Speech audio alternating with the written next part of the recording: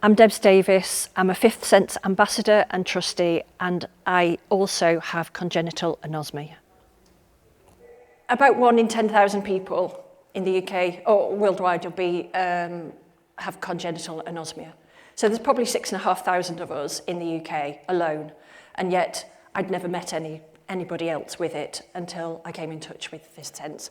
And I'd never met a congenital anosmic in real life until I met Charlie at the last event 2 years ago. So, like me, you can have congenital anosmia only, or it can be related to a genetic condition such as Kalman syndrome. So that's just a little bit about congenital anosmia. But in terms of kind of my story, as with a lot of people with congenital anosmia, we don't know we can't smell because it's always been like that. So very often we'll be kind of quite old, teenagers certainly, before we realise that we can't actually smell. And I can't actually remember the exact time when I realised I couldn't smell, but when I've asked my friends from school, they've all said, each of them all said to me, we remember this time that we went shopping to Boots and we were trying on this lipstick. And for those of you who've got as much grey hair as me, you might remember that there used to be this lipstick in the 80s that was like a clear tube, and it was a lip gloss and it smelled of strawberries. It was like a roller thing. And you put it on your lips and it was like somebody had cemented your lips together. And we went to try that on and I couldn't smell a thing. And they all remembered the fact that they were trying it on and really enjoying trying all these different flavours on, and I couldn't smell a thing. I have no memory of that. And Rachel Hertz, who I think is talking later today, talks about the link between memory, emotion and smell. I have no memory of that day. So roll on a decade or so, and I'm working in the NHS. And by chance, one of the ENT surgeons that I worked with mentioned that his special interest was in smell and taste disorders. So I said, interesting that. Maybe you'd like to talk to me. So I got referred properly and went through a series of tests and was told that I had anosmia, congenital anosmia, and I was told that it was quite rare. So I knew that, I knew it had a name to it, but it was the first time that I knew there was a name to not being able to smell. Up until that point, I knew nothing about it. But it was in the days of kind of Alta Vista, it was pre-Google, dial-up modems and all of that kind of thing. So I wasn't really very curious about finding out more information. I had an answer and that was it. And in the intervening years, it was almost something that whenever I did an icebreaker in a work situation, where you have to give those kind of interesting facts about yourself, that always used to be my interesting fact about myself. So I used it just as a conversation point, really, with other people. It wasn't something that I thought too much about. But then, roll on a few more years, and I came across an article in The Guardian that mentioned Carl's work, and that reignited my interest, because by that time I could research a bit more. And so through that article, I found out about Fifth Sense. I got in touch with Duncan. Duncan very generously gave me lots of time and lots of information. And I actually then got re-referred through my GP to my local ENT service. Because here's the thing, my thinking at the time was, in the 90s when I was diagnosed, what the MRI report said was the olfactory bulb is not detectable on the scan. And so I think this really talks about the balance between hope and acceptance with anosmia. I didn't consciously think about that as being a door that was open at the time. I just accepted what I was told. But there was obviously something that kind of gave me a bit of hope, because years later, 2019, my brain went, Debs, radiology has improved a lot in the last 20-something years. Surely they're going to find it now on the scan. That was my thinking at the time.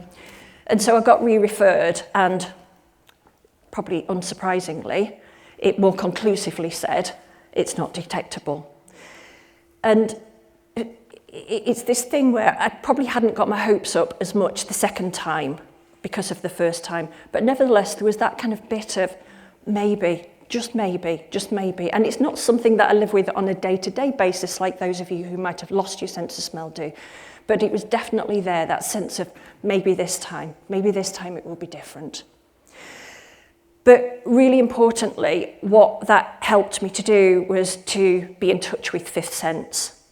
And that has become really, really important to me. Like I said, I'd never come across anybody else who had congenital anosmia. I'd only ever come across a couple of people in my life who had acquired anosmia. And even then, I didn't really know them well enough to ask them about their experience at the time.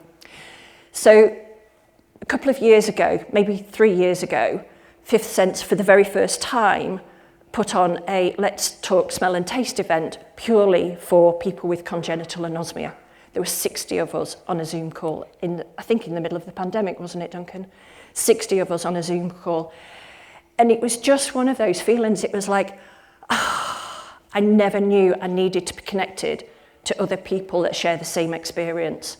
There was something really immensely powerful about being in a virtual room with so many people who had exactly the same experience. And I didn't know that that was going to be so valuable to me, but it was so powerful at the time. And that's obviously led on to being here today and meeting other people. But as I became more involved in talking to other people with anosmia, I started to understand much more about other types of anosmia and how other people experience it. And I started to understand about, we've got the same condition but very different experiences depending on what type we've got. And that was actually really helpful to start to understand that. And I started to be able to understand the similarities and the differences between our experience. And what I've tried to do here really is to pick out some of what I think are probably some of the differences. Clearly, as a congenital anosmic, I've never been able to smell. I haven't lost anything. And what I've come to realise is the loss is the biggest part for most people who acquire anosmia. We haven't had that loss, for which I'm very grateful, hugely grateful. But it also means that I can't miss what I've never had.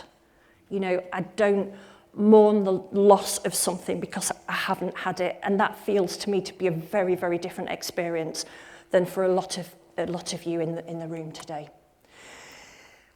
Also, of course, because I've never had it, I've never really had any expectation that I'm ever going to be able to smell.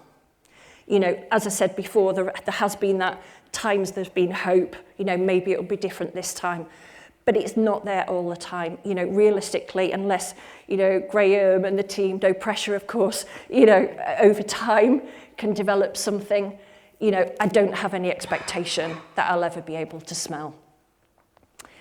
And also, I think there's a really different conversation for those of us with congenital anosmia about whether we would want it, should that become available.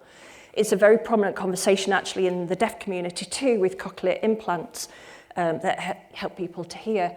If somebody said, I can wave a magic wand and give you a sense of smell tomorrow, would I want it? And if you speak to people with congenital anosmia, you will get a variety of responses. And I've yet to hear somebody who's acquired anosmia say that they wouldn't get it back if it was possible to them. So I think for us as people with congenital anosmia, it is a different experience. I would take it in a heartbeat if I had the opportunity. But a lot of people wouldn't with congenital anosmia, and I do think that that's a difference.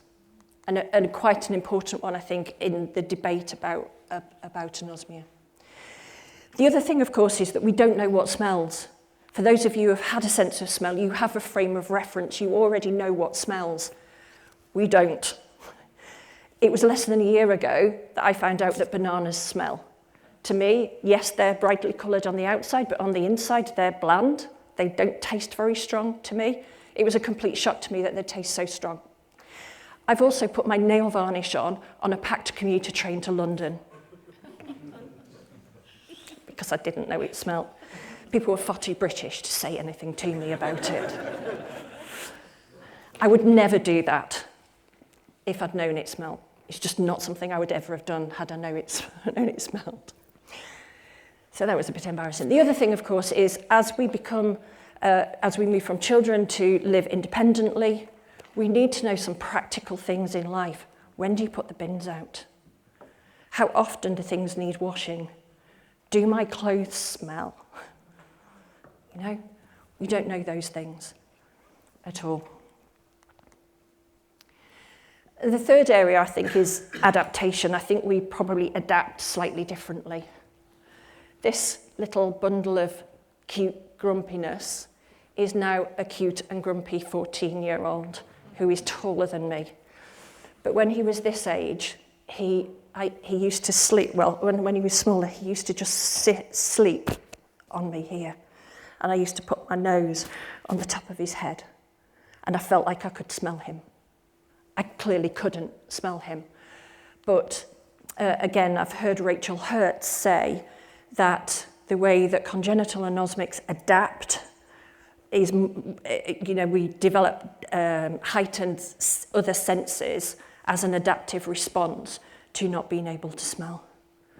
There are things that I feel like I know what they smell like, even though I don't. And that is quite comforting a lot of the time. I think the other way that we adapt is, certainly I have a very matter-of-fact disclosure to people. Please tell me if you notice that my breath smells, my clothes smell. Please tell me if I'm cooking something that's really offensive to you, because I don't know, because I can't smell. Please tell me you're doing me a favour, it's not offensive to me. And people really appreciate that.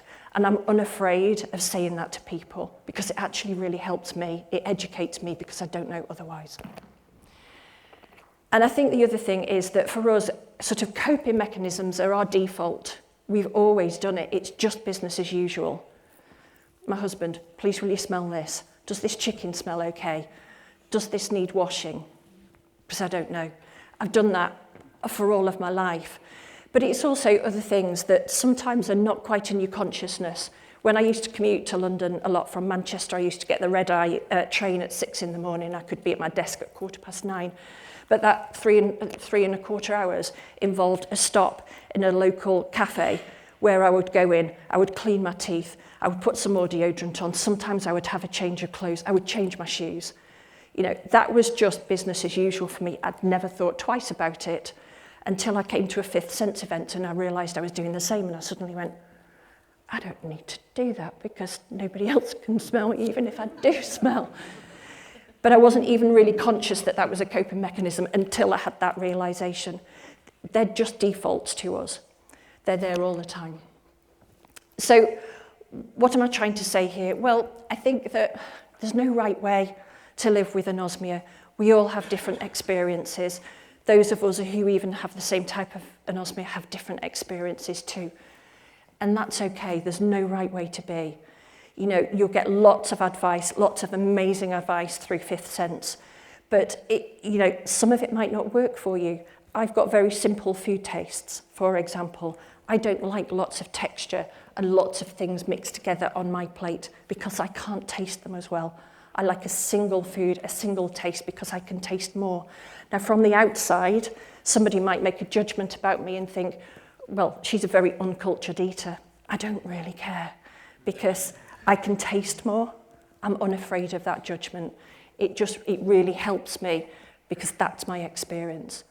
And, you know, I've found what works for me and I own it and I'm unafraid to do it. I don't have any fear of other people's judgment. Yes, I don't want somebody to judge me on a train because I put my nail varnish on, you know, because I would never do that. Yes, I don't want that kind of judgment, but if somebody's going to judge me because I'm eating very simply, I'm not very bothered because that's my experience and it's what helps me. And I'm more than happy to explain that to somebody should they ask rather than judge.